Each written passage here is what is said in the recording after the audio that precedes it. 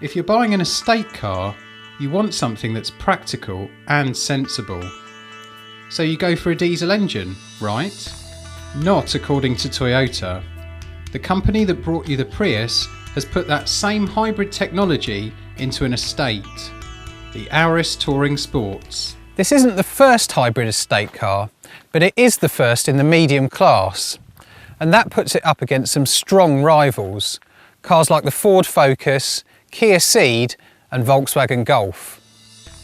Prices for the Touring Sports are competitive, starting at £15,500 for the 1.3 petrol.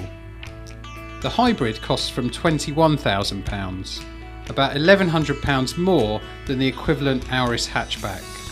But hang on a minute, Toyota also sells a diesel version of this car. So how does the hybrid stack up? I'm not sure what the sports in its name refers to, but like the Prius, or in fact any Toyota, the Auris is very easy to drive. Its steering is light, the gearbox is automatic, and all the controls are within easy reach. At low speeds you can cruise silently along using battery power only. It's a strangely calming experience, even if you're just crawling in a traffic jam. Hit the open road and the batteries take a back seat, providing a welcome boost for the 1.8 litre petrol engine when needed. In fact, the instant torque or pulling power of the electric motor makes the Auris hybrid feel a bit like, well, like a diesel. But if the hybrid's at its best at low speeds and around town, it's worst on the motorway, where this CVT gearbox holds the engine at constant revs if you come up to a long hill or if you accelerate. Just listen to this. It's quite a drony noise, not very pleasant at all. Hybrid fuel economy suffers on the motorway too. We'll come back to that in a minute. With the battery pack under the rear seat, there's a claimed 530 litres in here. That's about halfway between the Focus and Golf. And you can triple that space by folding the back seats down with these levers. Easy. Which measures every car's boot space in our lab. Click the link to find out more about how we test. So coming back to hybrid versus diesel, we already know that hybrids are best around town. And while we haven't fully tested this Auris yet, the Prius managed more than 100 miles per gallon in the urban part of our fuel economy test.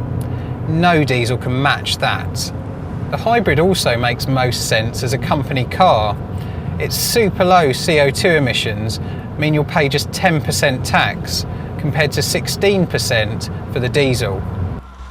But if you're a sales rep who spends your life in the fast lane, the 1.4 diesel is more refined and will probably be more efficient. Plus, the diesel is about £1,500 cheaper in the first place. You'll also need the diesel if you want to tow a caravan. Hybrids simply aren't designed to tow. Whichever Auris you choose, you'll benefit from Toyota reliability, which was rated excellent in the latest Which Car survey. So, hybrid or diesel? You pays your money and takes your choice. But is the Auris better than a Focus or Golf? Well, not to drive, certainly, but it is better value and comes with a much longer warranty.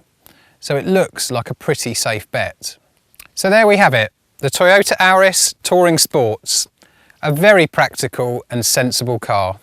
Click here to read our first drive of the Auris Touring Sports, or read our full lab test of the previous Auris Hybrid and our top 10 estate car buying tips.